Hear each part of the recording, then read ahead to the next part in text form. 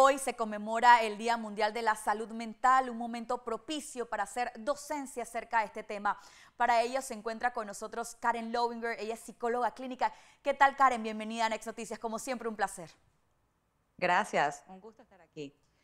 Karen, hablar de este tema es imprescindible. Yo creo que luego de la pandemia, pues escuchamos de manera más frecuente el tema de salud mental y lo importante que era hablar de ello. Tal vez vimos personas que no habían experimentado ningún tipo de trastorno, ya padecerlos ellos mismos y ver cómo cambiaba su perspectiva acerca de este tema. Primero, ¿por qué es importante hablar de salud mental en medios masivos como la televisión, ¿no?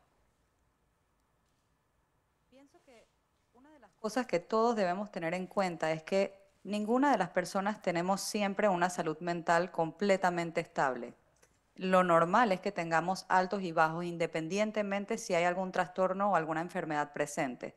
O sea que hablar de salud mental realmente nos beneficia a todos independientemente si es que tenemos algún trastorno o no. ¿De qué manera? Bueno, nos permite aprender nuevas herramientas para poder atravesar más fácilmente aquellos momentos difíciles que estamos atravesando y también nos permite buscar apoyo entre nuestras amistades o seres queridos. Para las personas que sí están atravesando tal vez alguna dificultad que requiera alguna atención de un profesional de salud mental, el hablar de salud mental les permite identificar qué es normal y qué requiere entonces algún tipo de tratamiento. Y a su vez, hablar de salud mental nos ayuda enormemente a bajar los estigmas que están alrededor de todos estos temas que en algún momento eran tabú y que no permitían que las personas buscaran la ayuda que necesitaban para poder afrontar sus dificultades. Claro, importante esto que mencionas. El estigma todavía continúa en nuestro país y el mundo, a pesar de que ya se habla mucho más del tema, todavía hay ciertas características de los trastornos o, en fin, de la salud mental, que las personas todavía se sienten reacias a compartir, a hablar, a aceptar. Entonces es importante que nosotros podamos ir también quitando esos tabúes que hay alrededor del tema. Importante, habíamos hablado previo a la entrevista, el tema de la funcionalidad que tienen las personas que en algunos casos padecen de ciertos trastornos. Sabemos que hay enfermedades que tienen síntomas visibles y si alguien, por ejemplo, tiene fiebre, puede tomarse la temperatura, puede saber que está caliente y tiene un síntoma que puede comprobar. En los temas de trastornos de salud mental son muy difíciles poder expresar esos síntomas y como tú dices, no saber cuándo es normal o cuándo necesita de ayuda.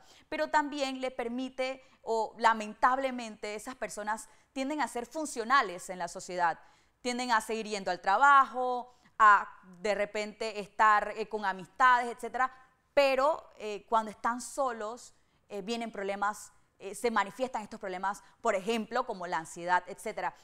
¿Cómo la funcionalidad que tienen estas personas les afecta para poder conocer sus diagnósticos y también buscar ayuda? Esto es un excelente tema, Madeleine, porque muchas veces nosotros tenemos el pensamiento que si la persona sigue con su rutina diaria o sigue con las expectativas sociales, que la persona no puede estar tan mal como para poder estar sufriendo algo que realmente fuera de lo común o algo que realmente requiriera algún tipo de atención. Entonces pienso que tanto nosotros, las personas, los seres queridos de las personas que pudieran estar atravesando alguna dificultad, como inclusive los profesionales de salud mental, tenemos que tener mucho cuidado en esta situación, o sea, en no tomar en cuenta la funcionalidad como un factor que automáticamente define de que no hay alguna presencia de salud, de alguna dificultad de salud mental. ¿Qué pasa? Así tal cual como tú dices, ¿no? Hay mucho estigma, hay mucho tabú y también hay ciertas expectativas sociales que muchas veces hacen difíciles que la persona pueda admitir que tiene alguna dificultad. Por otro lado, muchas veces la persona ni siquiera sabe que lo que está sintiendo es fuera de lo común. O sea, muchas personas describen em, de que ellos pueden continuar haciendo las cosas que tienen que hacer, sin embargo, lo hacen con un costo muy alto con respecto a su salud mental. Entonces, muchas veces ellos dicen, bueno, yo pensé que las cosas eran así, así, pensé que así era la vida. Claro. Y después te vas dando cuenta a través del tiempo que los síntomas van empeorando y empeorando y empeorando porque definitivamente no es algo saludable. Claro, claro, definitivamente. también es imprescindible que haya esa red de apoyo, pero como lo hemos mencionado, ¿no? Cuando esa persona ni siquiera entiende que está padeciendo algo o que a la luz pública no es evidente, ¿cómo podrían hacer esos amigos, esos familiares para poder ayudar a esta persona? Pienso que es muy importante que nosotros no nos basemos meramente en las acciones de la persona, sino más bien en el estado de la persona, entendiendo que muchas veces hay cosas que se pueden hacer a nivel cognitivo, independientemente de cómo las emociones estén en ese momento. Por ejemplo, una persona se puede bañar, puede hacer la comida, puede hacer algunas cosas de su trabajo, tal vez con mayor dificultad, pero puede hacerlas, tal vez puede seguir manejando a las citas que tiene que ir. Y esto realmente para algunas personas se puede hacer independientemente si la persona está atravesando un mal momento. Entonces, más que enfocarnos en estas acciones, si la persona sigue haciendo las cosas, es importante que nos enfoquemos en cómo está la persona, si hay algún cambio en la persona, si la persona de repente está más aislada, si la persona está más irritable, si la persona tiene algún cambio de humor diferente a lo que era anteriormente, si la persona de repente ya no está disfrutando las cosas que anteriormente disfrutaba, si vemos que la persona de repente está abusando de algún tipo de sustancia, sea alcohol, sea cigarrillo, sea algún tipo de drogas, si la persona está comiendo o durmiendo demasiado o muy poco. O sea, aquí lo importante siempre es notar si hay alguna diferencia entre cómo la persona era anteriormente cuando la conocíamos y ahora. Claro, ahora, tú mencionaste algo importante. En ciertos casos las personas pueden aislarse o Ujú. decidir no tocar ciertos temas o no hablar de cómo se sienten. En esos casos, ¿cómo se ayuda? Bueno, aquí pienso que es muy importante tomar en cuenta con quién estamos nosotros conversando en un momento dado y poder entonces tomar las acciones apropiadas para que la persona pueda recibir el mensaje de la manera que nosotros quisiéramos que lo reciba, que es con la mayor empatía y el deseo de ayudarla. Por ejemplo, algunas prácticas importantes es que si notamos que una persona está evitando ciertos temas, pero claramente si le fuimos a preguntar es porque notamos que algo estaba extraño, entonces es bueno que nosotros podamos dedicar algo de tiempo para estar con esa persona, que podamos de repente abrir el espacio, aunque no sea directamente con esos temas. A veces podemos ir trayendo un poquito la conversación hasta esos temas, a ver si la persona puede ir abriéndose. Y si la persona pues finalmente no termina abriéndose, siempre es importante extender la posibilidad de ayudar. O sea, a pesar de que la persona no quiera hablar, está el hecho de decir, mira, no estoy notando que algo está distinto, estoy notando que algo no está como estaba anteriormente, o algo por ahí, ¿no? Y de repente decir, mira, aquí estoy para ti, de verdad aquí estoy cuando necesites hablar, si necesitas hablar, o inclusive si quisieras hablar con alguna otra persona que sea algún profesional de salud mental, con mucho gusto te puedo ayudar en esa búsqueda. O sea, es estar ahí para dar esa ayuda o ese paso si la persona en ese momento tuviera dificultad para hacerlo. Ahora, por el otro lado, ¿cómo también esta persona que está padeciendo algún tipo de trastorno de salud mental o alguna dificultad de salud mental, cómo podemos, qué consejo le podemos dar para que ellos también pidan ayuda? Porque también, digamos, ocurre mucho que en las familias de repente la persona sí llega a expresar que tiene algún tema de depresión o ansiedad, etcétera, y la familia le dice, ah, bueno, no te sientas mal, como que si le dijeras a un enfermo de cáncer, que tiene alguna enfermedad, algún cáncer, que le digas, bueno, ya no tengas cáncer. Se utiliza mucho esa analogía porque la gente como no lo entiende como un trastorno que es ajeno a esa persona, que necesita ayuda, piensan que tal vez diciéndole ese tipo de palabras lo consuelan un poco. Ujú, ujú. ¿Cómo, Esto, cómo se hace en el caso de esta persona que necesita ayuda y tal vez la está pidiendo, pero no está consiguiendo eso por parte de su familia? Es una situación definitivamente bien difícil porque una de las cosas que yo siento que toma más valentía para una persona que está atravesando una dificultad es precisamente enfrentar el hecho de que necesita ayuda y poder vocalizarlo a otras personas es súper difícil. Entonces, encontrarse con este tipo de respuestas hace muchísimo daño, no solamente en el momento, sino a futuro, en la posibilidad de que la persona pueda abrirse para volver a pedir ayuda si lo necesitara. Pero entonces, para esta persona que ojalá esté en algún momento escuchando, es importantísimo notar de que no todo el mundo está equipado para poder validar este tipo de situaciones. O sea, realmente hay mucha ignorancia sobre estos temas y hay personas que realmente no entienden cómo se siente tener una dificultad de salud mental. Entonces, tal vez no vamos a encontrar validación en ciertas personas. Y hay personas que realmente no lo van a entender.